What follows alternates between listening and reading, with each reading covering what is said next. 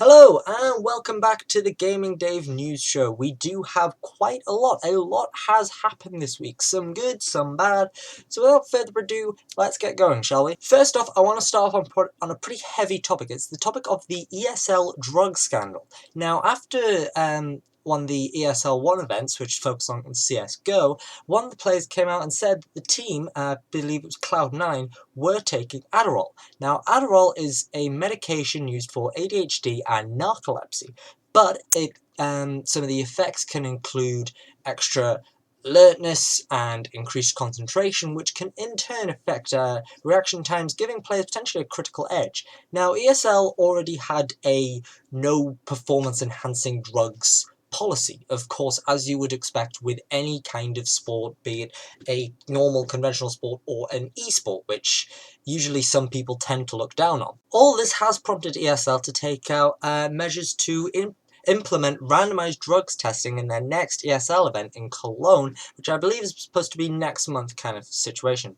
And all this has sparked a lot of conversation about side effects of drugs in esports, and people in the esports community maybe need to show a bit of extra maturity regarding their career, I suppose. And that esports as itself, if it wants to be taken seriously, needs to mature. Now, a lot of the esports organizations already had the drugs policy, like I said, of no performance enhancing drugs, but this has allowed to happen. So hopefully, depending on how ESL take these coming months with the events, how they take it will be very critical to the reflection of esports. Moving on to Blizzard news, Hearthstone had their live stream event thing to announce the new expansion. The Grand Tournament has been announced, and several cards have come out and it looks absolutely fantastic.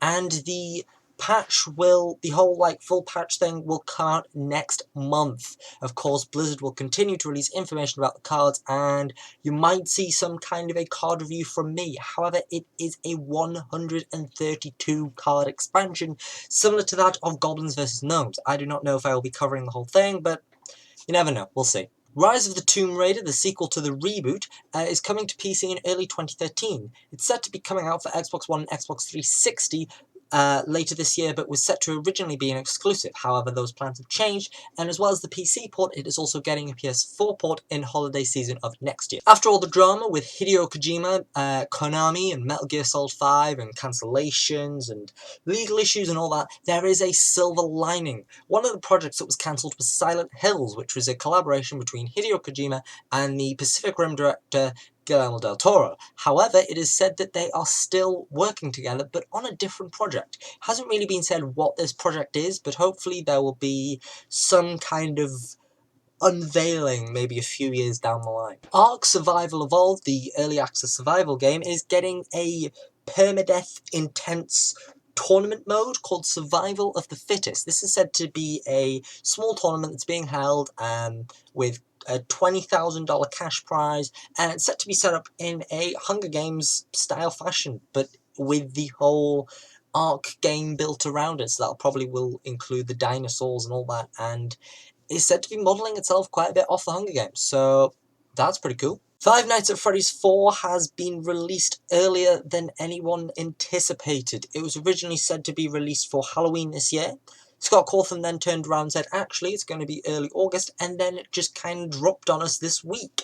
Dropped for around just under £6 or $8. So, yeah, and this, from what I've seen from little bits of the footage, seems to be very different to the original Five Nights at Freddy's, which is not something I thought I would be saying. It, of course, still has all the characters, but it seems to be much more proactive in its gameplay, and that is very good and very interesting to see. So, I'm not saying I'm particularly for it, I'm just saying I'm not as entirely against it as I thought I would be. The Deus Ex series has always prided itself on freedom of choice in how you approach the game, whether you go for lethal, non-lethal, diplomatic kind of thing. But in Human Revolution, the boss battles are where that kind of faltered a bit. However, in this version of the game, the Mankind Divided game that's coming for too much longer, that choice will be applied to all parts of the game, including the boss battles. So you can take an entirely diplomatic approach to a boss and just have a nice chat with them and